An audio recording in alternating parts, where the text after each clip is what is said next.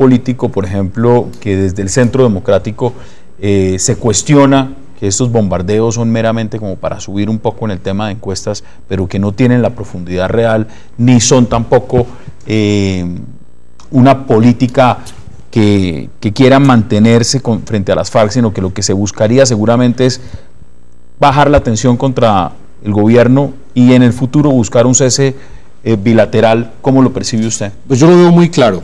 A ver, las FARC son muy coherentes. Ellos están ganando en la mesa de negociaciones. ¿Por qué se van a parar? No tienen ninguna razón para pararse. El gobierno todas las semanas les cede algo.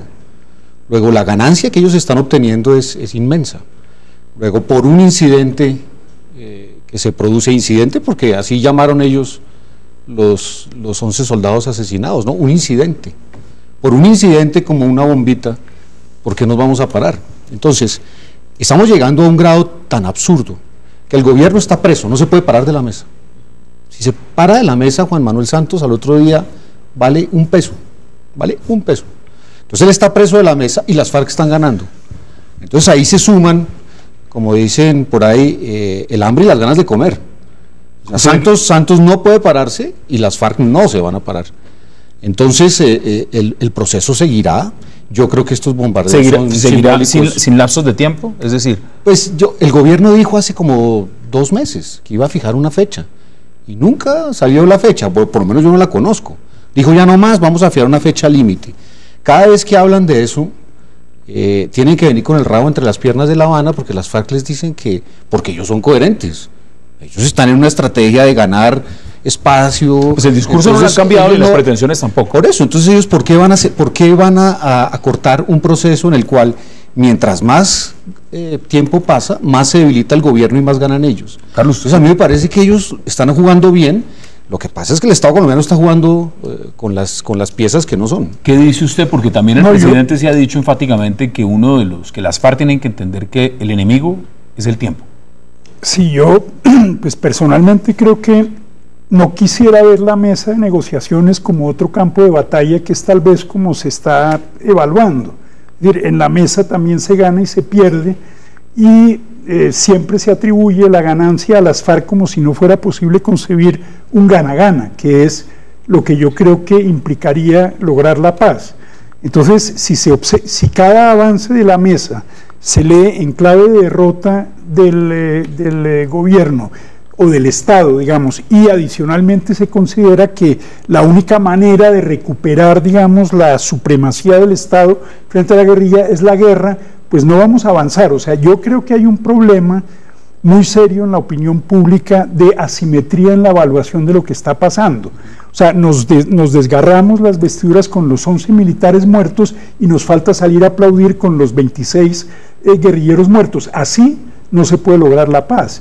Porque la paz implica reconocer que hay un tercero que no ha sido derrotado militarmente, que no vamos a intentar derrotarlo militarmente, pero que vamos a intentar de que abandone. Ya vamos a hablar sobre Antanas Mockus, pero entonces usted en esa posición es algo, digamos, que rescato de la carta que escribió Antanas Mockus. Dice, a mí me duelen los 11 militares y me duelen los 26 guerrilleros. ¿Usted está en esa misma posición? No, pero absolutamente. Es decir, es que son colombianos.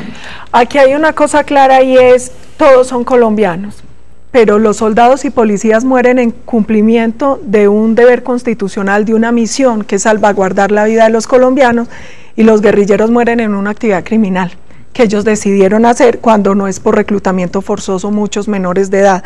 Pero a uno le surgen varias preguntas. Claro que el ideal en una negociación es que sea gana-gana, pero hasta hoy lo que se ha visto es un Estado claudicante ante una organización narcotraficante y terrorista. Otra cosa que a uno le preocupa, este proceso de paz es casi como si a uno le dijeran, vea, agradezca que están matando menos. No, cese unilateral es cese unilateral, por eso nosotros hemos dicho, debería ser verificable y por lo tanto debería exigirse un punto de concentración, porque entonces surgen muchas preguntas. Se habla de una, entre comillas, distensión en ciertas zonas. Si es cese unilateral debería ser absoluto y debería cesar toda actividad criminal. Entonces, ¿qué pasa? Las preguntas que a uno le surgen es, o las FARC desde La Habana engaña al país con un cese que no está dispuesto a cumplir, o quienes están en Colombia no le copian a quienes están en La Habana, porque la verdad es que el cese no ha sido real. Pues ese es uno de los temas, el cese, pero el otro tema que se venía negociando es el desminado, y sobre el desminado habló el señor Lozada. Veamos las declaraciones. La primera nota que mandó el presidente Santos a las FARC, en uno de sus puntos dice más o menos lo siguiente: estuve mirando la plataforma bolivariana y la propuesta política nuestra, y veo, eso lo dice el presidente Santos, veo que allí no hay nada que no se pueda negociar. Entonces le respondimos, si esa es la idea, vamos para adelante, ¿dónde nos vemos? Y comenzó todo. Entonces para el libro que escribió el hermano del presidente se llama Así empezó todo, pero eso no lo cuenta es otra historia, porque así es la burguesía de este país, todo lo tergiversa, para acomodarlo a sus intereses. Entonces un día de estos vamos a publicar la carta. Vamos a publicar la carta. Uno se pregunta entonces por qué hablan de 5 puntos y la carta inicial decía todo es negociable. Pues porque esta negociación se quiere hacer debajo de la mesa. Juan Carlos decía algo muy serio, la opinión pública no ve lo que se está ganando en La Habana, no lo ve. Mi tesis es porque no estamos ganando, la tesis de él es que sí, que hay una enorme cantidad de beneficios y tal. Bueno, mi tesis es porque estamos perdiendo, pero desde el principio el gobierno ha querido que este sea un proceso debajo de la mesa, que no se conozca, bueno, que no se sepa, secreto por razones que sea de seguridad, secreto, ¿no? Que sea confidencial, que no se conocen los documentos, que después se publican unos documentos generales, absolutamente generales, y sobre todo lo demás que se está hablando en La Habana no se puede discutir en público. Si algo se filtra la opinión y alguien decide abrir un debate, es un enemigo de la paz. Está intentando sabotear el proceso, ponerle zancadillas y tal. Esa es la actitud del gobierno. Entonces, ¿qué es lo que pasa? Que la guerrilla dice, ¿cómo así? ¿Usted es el único que esconde? No, yo también tengo aquí mis guardados, yo también tengo mis cadáveres. El día que quiera le abro el closet y le saco un cadáver. Y eso es lo que están haciendo. Y ese mensaje para el gobierno, que ha dicho todo el tiempo desde el principio que era sobre estos puntos, exclusivamente sobre estos 6 puntos, con una agenda definida, que no se iban a salir de ahí, que no estaba en juego el modelo económico. ¿Cuántas veces lo ha dicho el presidente? Ha dicho que no está en juego la discusión sobre el modelo económico, que no está en juego el tema de la inversión extranjera, que no, ahora resulta que sí, que parece pues que sí todo está. El señor Lozada, eso es lo que dice él. Entonces lo bueno sería que las FARC tuvieran el coraje de publicar la carta. Porque nuevamente demostrarían que son más transparentes que este gobierno. La carta la van a publicar. ¿Cómo percibe usted pues ojalá lo hagan, porque sería mejor para el debate. Perdón. ¿Cómo percibe usted el tema de la carta? ¿Puede cambiar, digamos, en lo que es la percepción o se seguirá avanzando sobre los 5 puntos iniciales que se habían plantado en una mesa de negociación?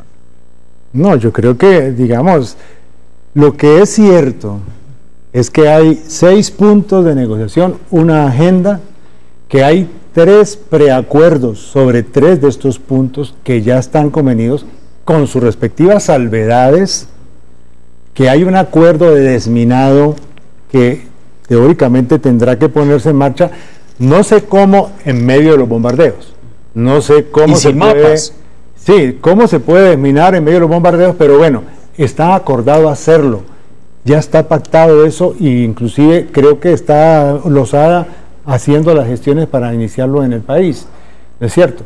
Y está el informe, estuvo todo lo de las víctimas del año pasado, con más de 60 personas que estuvieron y plantearon los temas. El gobierno no ha resuelto cuál es su planteamiento finalmente sobre el tema de las víctimas, cómo va a desatorar ese tema de las víctimas. Y además está el informe de la Comisión sobre Historia del Conflicto y de sus víctimas, que es un documento muy importante que todos quisiéramos que se divulgara nacionalmente para que todo el país, cada colombiano lo conociera. ¿Usted habla del informe de la Comisión Histórica? Claro, me parece que es muy importante para entender qué es lo que está pasando, qué clase de negociación y de diálogo está ocurriendo en el país y para saber de qué se trata esta guerra que no ha terminado. Mientras ustedes, y se plantea esa discusión, pues hay un rifirrafe en las declaraciones desde La Habana. Ahora, desde el gobierno y desde La Habana han dicho lo mismo, y es: nos quedamos negociando. ¿Cuánto tiempo se van a quedar negociando? ¿Usted le ve, Juan Carlos, una problemática de tiempo a esto? Sí. ¿O sencillamente aquí puede ser infinito y, como dicen algunos, un problema de negociación de 50 años se puede demorar otros 20 negociando? No, realmente el tiempo sí es un enemigo mortal del proceso, porque es que pueden ocurrir muchos otros hechos y no sabemos hasta cuándo, digamos, la capacidad, el apoyo político del presidente resista este tipo de hechos. O sea, definitivamente hay que acelerar las negociaciones. Yo sí no creo en el establecimiento de plazos, porque finalmente el día que el gobierno se tenga que levantar de la mesa, va a tener que hacer una evaluación. O sea, eso no es que el día tal se cumplió el plazo y nos levantamos. Pero plazos sí se pusieron. Pues claro, pero puede ser una cosa, digamos, antes de mediados del año entrante, tiene que haber un acuerdo suscrito, pero no una fecha o un mes determinado, porque eso, digamos, es absolutamente antitécnico e insostenible. Bueno, eso está pasando con las FARC, y aquí nos podríamos quedar una hora hablando, pero tenemos otros temas en la agenda. Pero es que hay otro protagonista en la mesa, por lo menos no en esa mesa, en lo que se está buscando es con el ELN. Y tenemos ahora al profesor Gavín. Entonces, veamos este video. Queridos niños y niñas, quiero compartir con ustedes una preocupación grande que tengo. El agua nace libre, es libre y corre libre.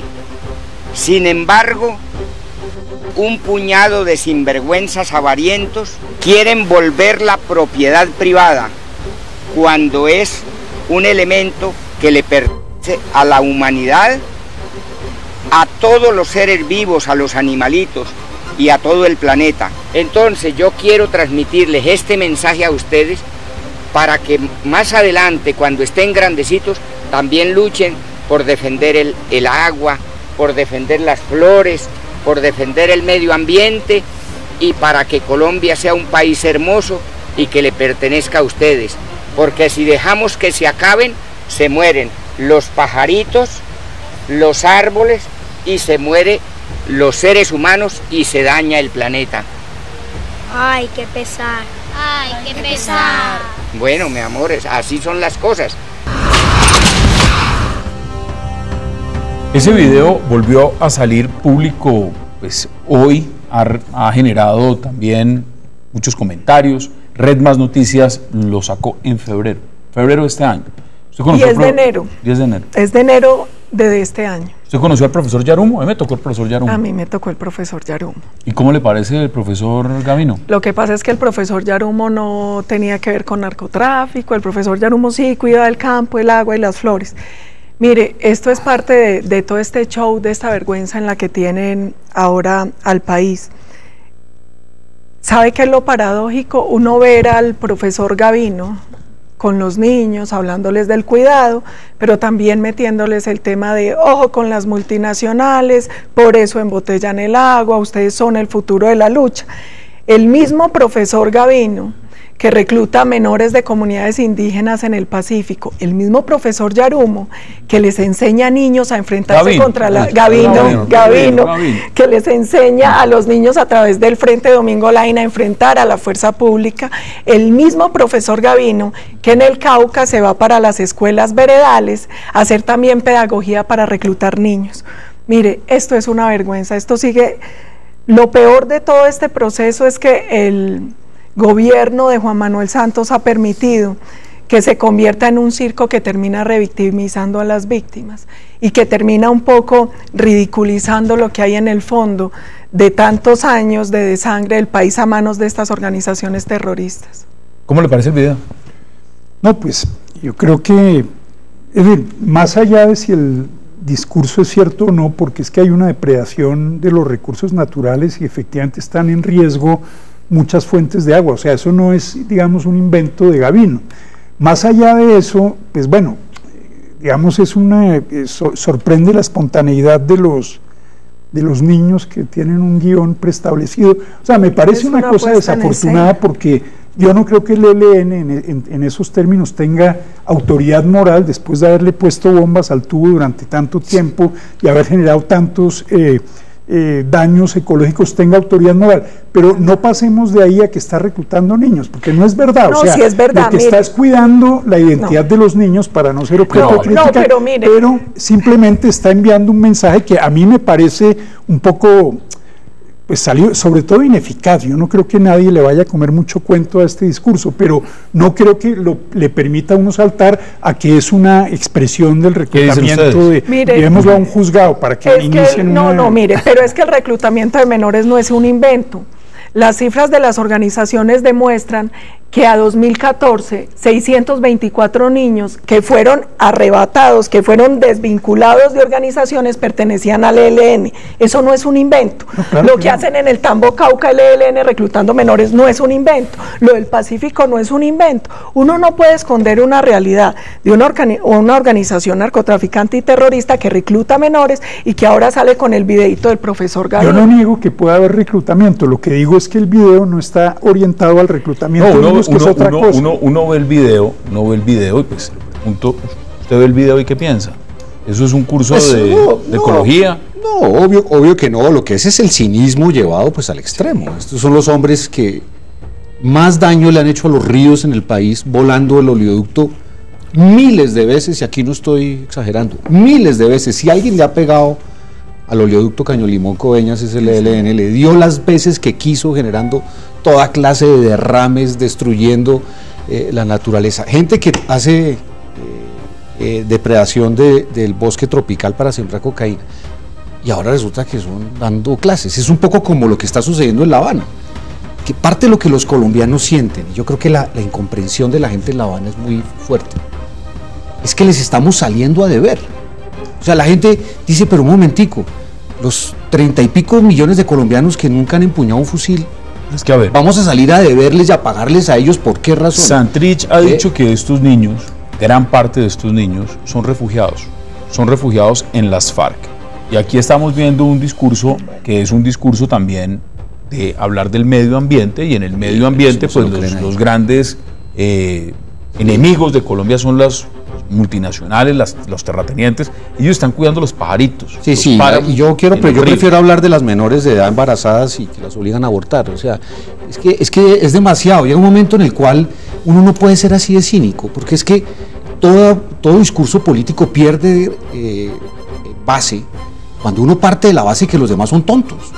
O sea, es que el Gavino cree que nosotros somos bobos, ¿o qué? Pues no somos, y por eso es que la negociación no avanza, porque él nos toma como si fuéramos bobos, y por eso no vamos a comer más cuenta. ¿Qué piensa usted del video? Pues tenemos que ir a la pausa. No, yo creo que de todas maneras, digamos, tal como se ve aquí, aparece que son solamente los malos, solamente hay unos malos, y esos malos están, digamos, pervirtiendo niños, llevándoselos para la guerra. No, yo no creo que el país ni la realidad sea exactamente esa. Hay un problema, sin duda, con el agua. Yo no veo que en eso tampoco haya un proceso de reclutamiento, no me atrevería a calificarlo así, solamente por el prejuicio de que Gavino es el malo, ¿no es cierto? Y por lo tanto tiene que ser malo y tiene que encajarse a mi discurso de demonización. Pero me parece que aquí hay unas transnacionales, ¿no es cierto?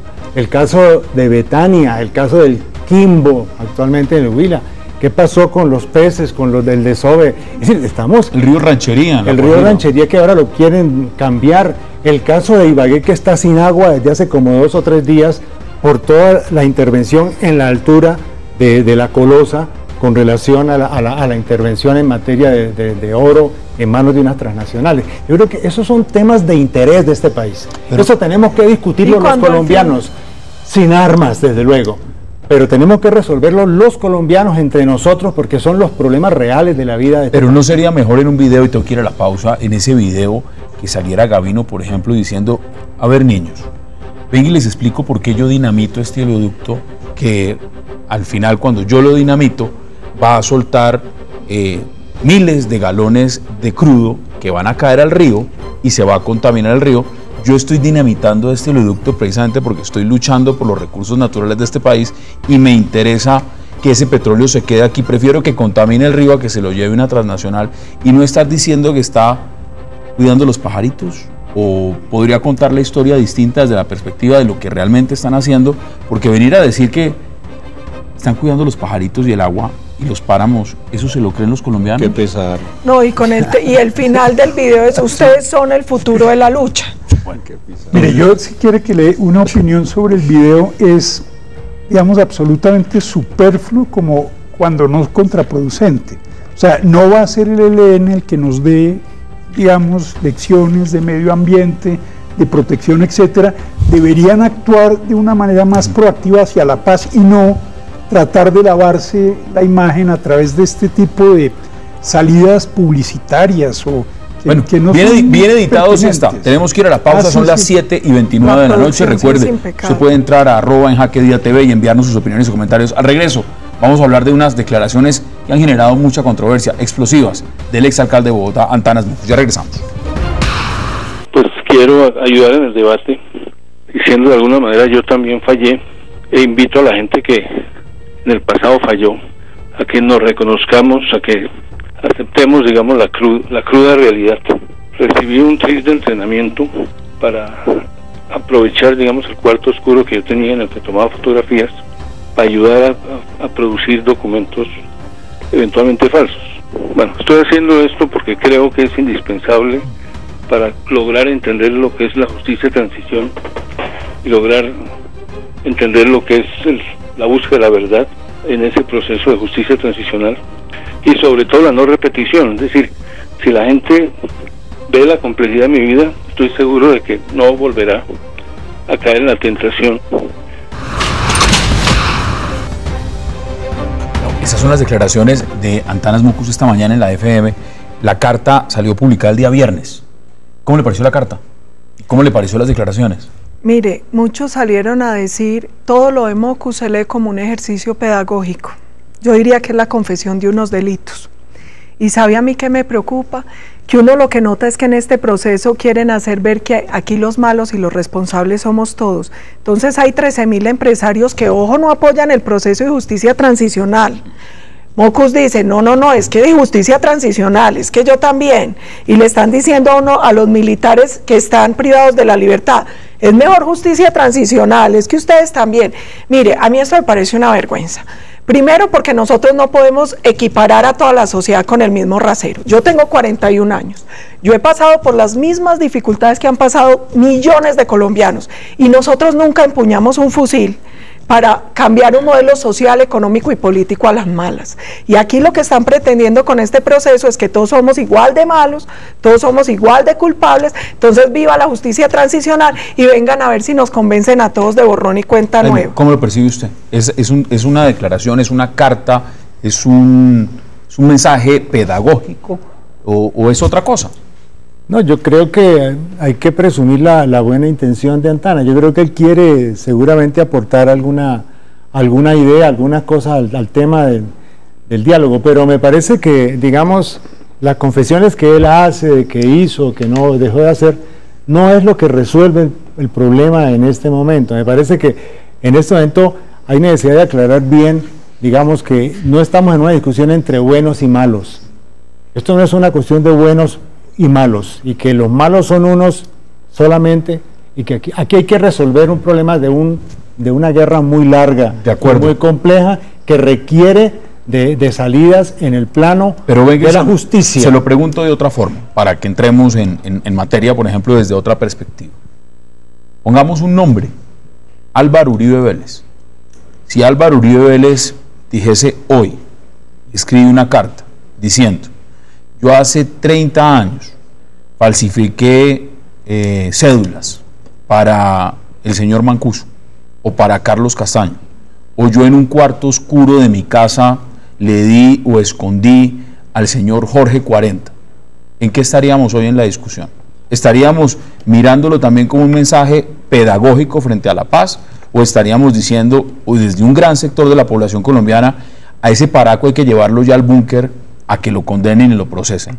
¿Cómo se estaría manejando eso? En el caso de Antana está diciendo cosas muy inocentes en la práctica, porque no tienen nada que ver ni el nivel de la comparación que tú pones. No son así. En el caso de Álvaro Uribe hay investigaciones que están en curso, y hay procesos que naturalmente van a tener que aclararse. Aquí, digamos, no para decir que haya una responsabilidad única, no.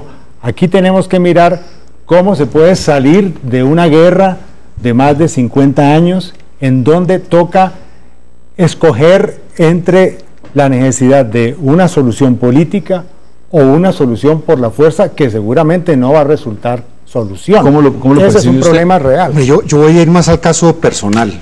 Es el derrumbe de un mito. Antanas se derrumbó en 3 meses. Un mito en el que yo, tengo que ser franco, en una época creí. Yo creí que Antanas era un hombre que traía a la política un discurso, una forma de aproximar los problemas que era distinta y refrescante. Hoy en día que me doy cuenta que en los últimos años pues él organiza las marchas y le dan plata. Se derrumbó un pedazo del mito. El segundo, el cuento de que no todo vale. O sea, todo el discurso de la ciudadanía era que el ciudadano tenía que entender que había límites, que hay cosas que los ciudadanos no hacen. Pero no se puede percibir que es un romántico no. que creyó en la lucha armada. No, es una persona que aquí entre nos engañó. Y en ese sentido el mito se está derrumbando porque dijo mentiras. Y eso le pega también a Juan Manuel Santos, que pasó toda la vida diciendo que él era un hombre de centro derecha y no sé qué, partidario del neoliberalismo, que él era un hombre de no sé qué, y llegó a la presidencia y hizo exactamente lo contrario. ¿Usted sí cree de todo que lo estas que pasó? Declaraciones, si las hubiera hecho otra persona desde otra óptica? No, en estaba ese momento, hoy en la el fiscalía en búnker de la indagatoria, hoy tempranito. Esto es 2 pesos, 2 medidas. Aquí, si usted es de derecha, le clavan la ley completico. Mira, hay gente que está presa 12 años por haberse reunido con un paramilitar en un café de un municipio en Córdoba. Por haberse reunido en un café abierto público con un paramilitar, están hoy presos. Y esta persona dice públicamente que falsificó documentos públicos, que es un delito, ¿no? No es una falla menor, no es un delito. Falsificar documentos públicos es un delito y no le va a pasar nada. Yo le puedo garantizar que no le va a pasar nada, ni lo van a llamar a indagatoria, ni a versión libre, ni le van a pedir que lleve abogado. Hay una periodista que publica un artículo y le dicen, venga con abogado. Pero Marisabel, por eso, venga con abogado por publicar un artículo. ¿Cómo lo ve usted, Juan Carlos? Mire, yo creo que, hoy en día hay mucha literatura sobre la manera como, sobre todo los políticos, en situaciones de transición maquillan su pasado. Es decir, los políticos son unos maestros en presentarse como inmaculados, y es lo que quieren mostrarle a la gente. En este caso, pues yo creo que ahí lo que rescata de alguna manera Mockus es su vena antipolítica.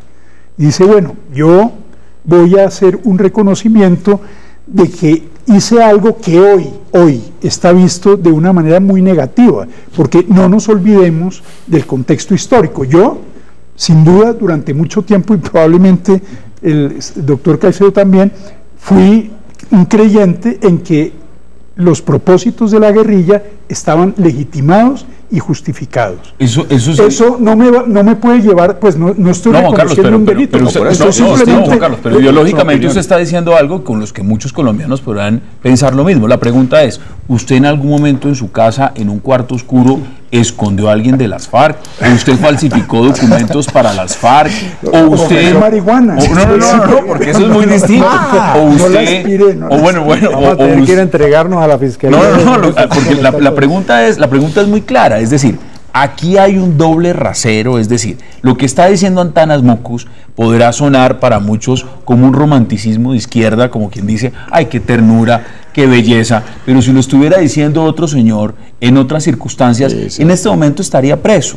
Y estaría en una indagatoria y estaría sencillamente yo no sé, a mí no me gusta meterle el toque juridicista porque pues, pero acá hay que meterse. Pero fue hace 30 años, eso está más que prescrito. Bueno, entonces... Y además hacerle una traducción a las FARC, pues bueno, hoy en día sería colaboración con el terrorismo. Entonces, como fue hace 30 años, olvidemos el capítulo y es un recuerdo de mi diario. Lo que él está diciendo es, yo admito que en el pasado incurrí en unas conductas que en ese momento histórico me parecían las correctas, porque ese es el punto. Pero es que esas no lo hizo para enriquecerse, no lo hizo para... Una pregunta, usted dice no lo hizo para enriquecerse.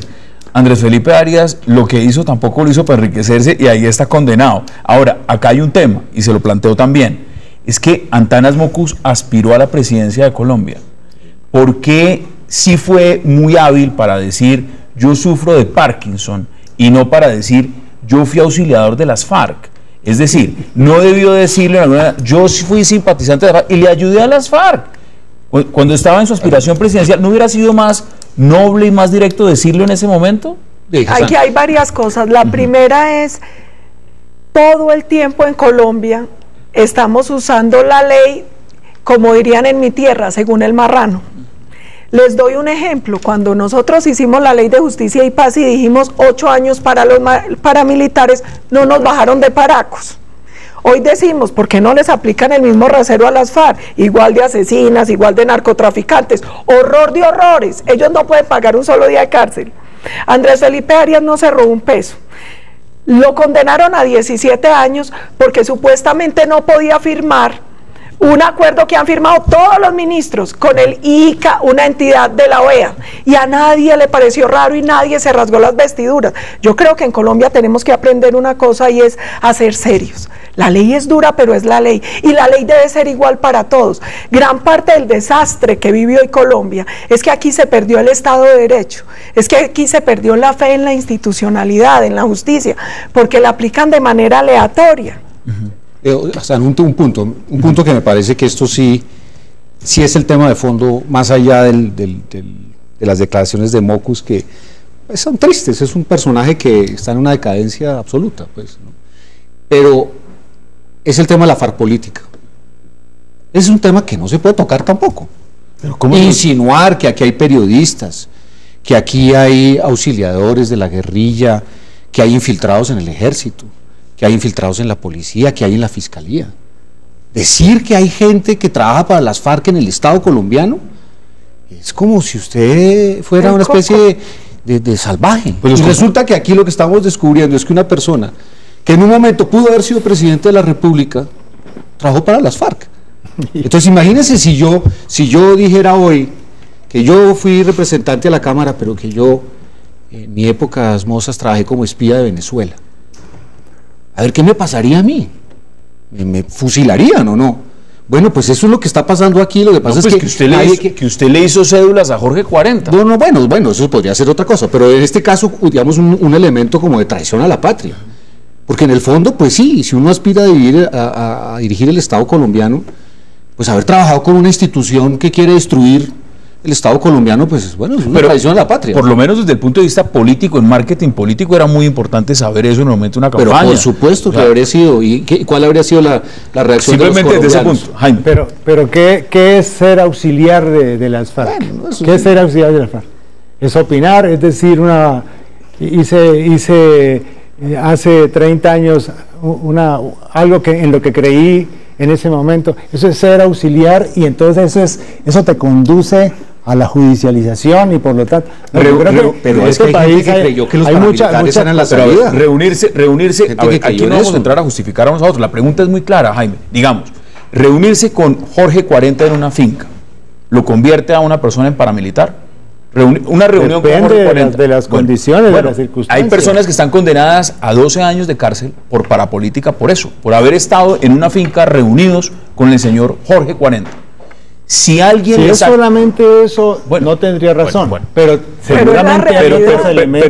Pero esa es la realidad. Entonces, ahora, sacarle cédulas a las FARC, que esas cédulas, me imagino, uno no sabe qué van a hacer con esas cédulas. Si las utilizaron para hacer un operativo de un secuestro, si las usaron para infiltrarse en vainas del gobierno, si lo hicieron para comprar armas. Eso entonces tiene que marginarse y se tiene que considerar al lado, y es distinto. Pero es lo mismo. Pero eso, bueno, digamos que eso no está confesando que estuvo reunido con no sé quién, o estuvo en una asociación para delinquir, o qué sé yo. Me parece que es un caso menor. Yo comparto la opinión de Carlos en ese sentido. Es decir, en este caso se está hablando de una situación pasada, y de una situación en la cual había una cierta convicción propia en relación con eso.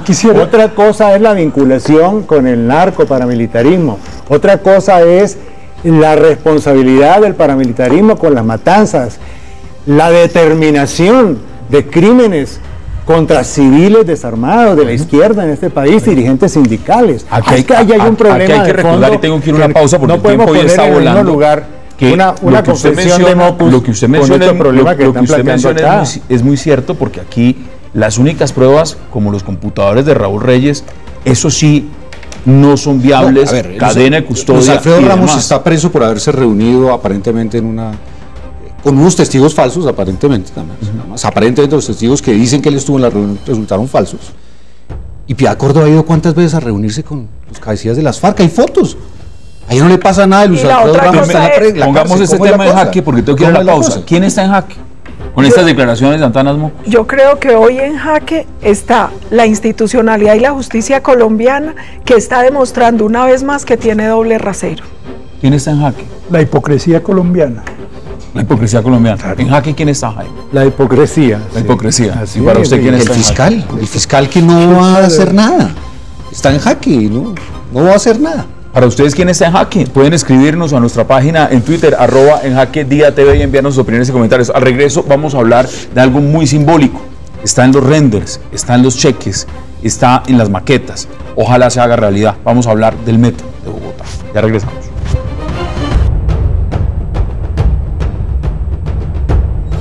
Entregamos, en nombre de los colombianos, cheque por 9.6 billones a @PetroGustavo para numeral Metro de Bogotá. Cumplimos. Regresamos a En Jaque. Oye, hay metro. Hay metro. Maestro. Ahí está el cheque. No venga. Chimbo. Rechimbo ese cheque. Hay gente que dice que rechimbo se lo puedo garantizar.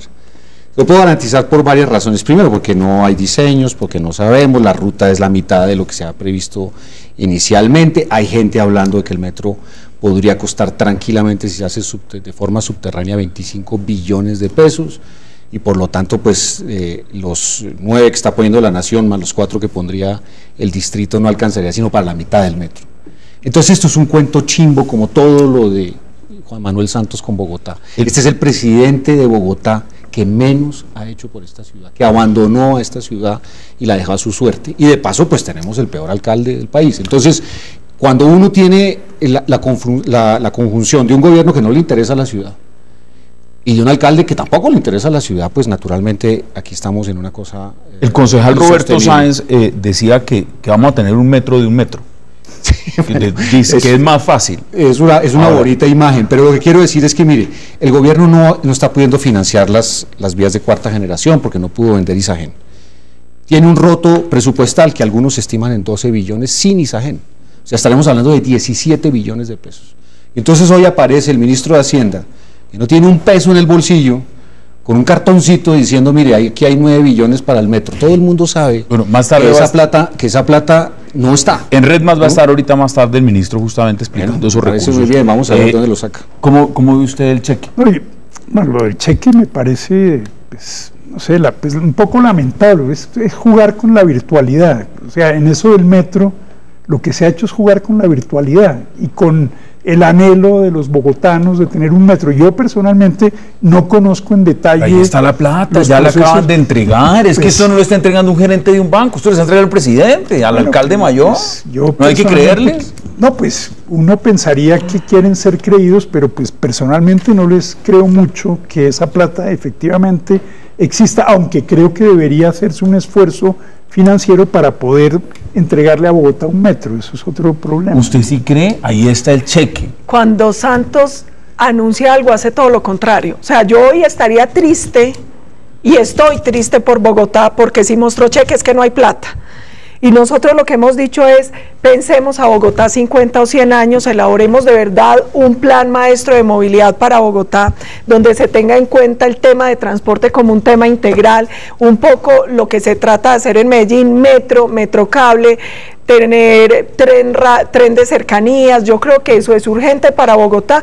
Y la otra cosa, cuando a uno mi Dios no le da chequera, le tiene que dar creatividad. En México hicieron muchas obras con bonos a 100 años. Con creatividad uno puede encontrar los recursos. Lo que pasa es que lo que decía el doctor Miguel Gómez es cierto. Tenemos un alcalde y un presidente sin voluntad por Bogotá. Pero a ver, en su ciudad, en Medellín, sí, el metro se demoró, los sobrecostos fueron altísimos.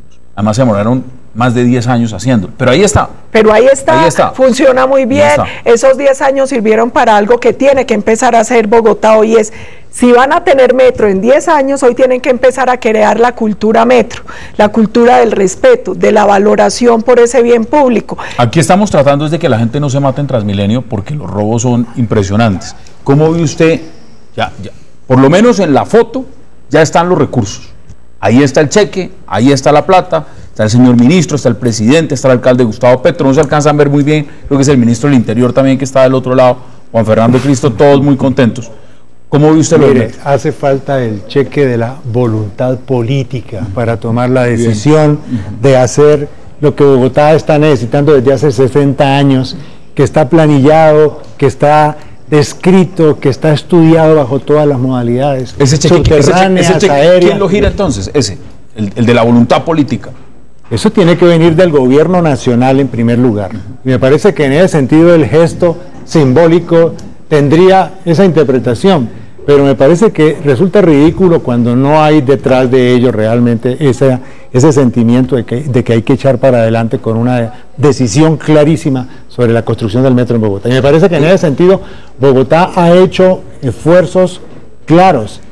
Yo no veo voluntad política y veo que los candidatos que están proponiendo que el metro debe ser ahora aéreo, o sea que los estudios que hicieron para lo anterior no valen o que hay que acortarlo. Me parece que todo iba eso hasta la 127, ahora va hasta la 100. A mí me parece que eso no es serio. Iban a hacer por etapas, no es serio. Luego que pensar realmente si es mejor hacerlo elevado.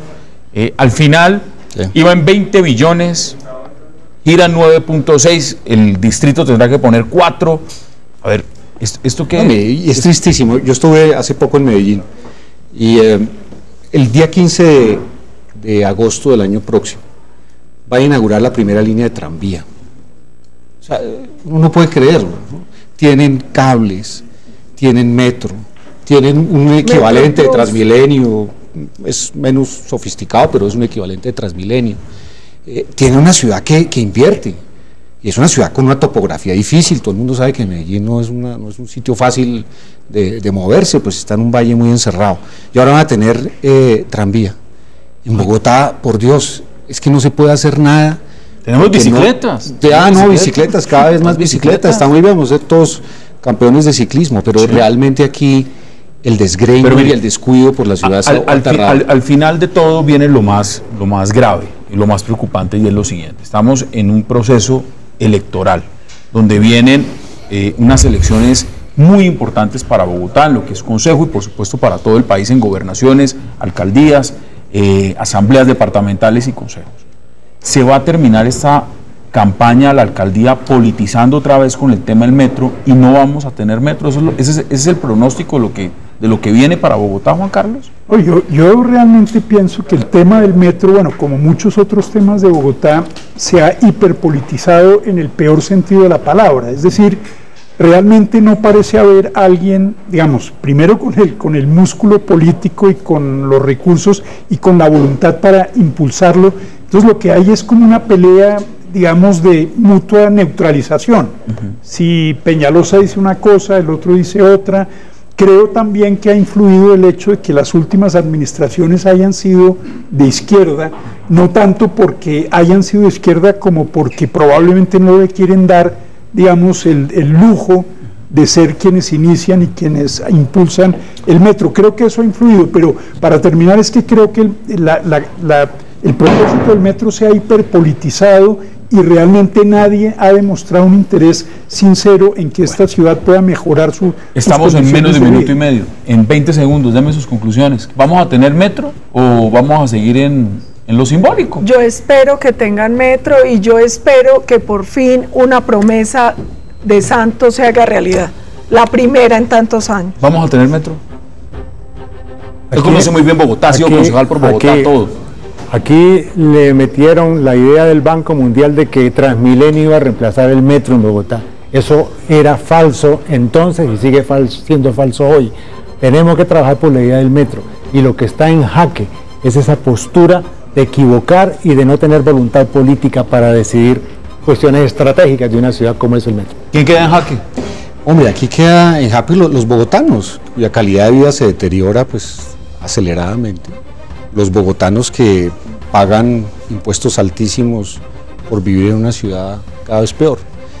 Sí, aquí habernos equivocado tantas veces en las elecciones nos está costando muy caro. Estamos entendiendo el precio en términos cotidianos de elegir mal. Bueno, esas son las posiciones Jaime Caicedo, como siempre, un placer. Gracias por aceptar la invitación. Con mucho gusto. Miguel Gómez Martínez, gracias también. Gracias.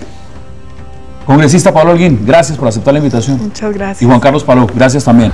A ustedes gracias por acompañarnos. Recuerden, el debate sigue abierto en las redes, @enjaquediatv es la dirección en Twitter. Repetición a las 10 de la noche y hasta aquí llega En Jaque.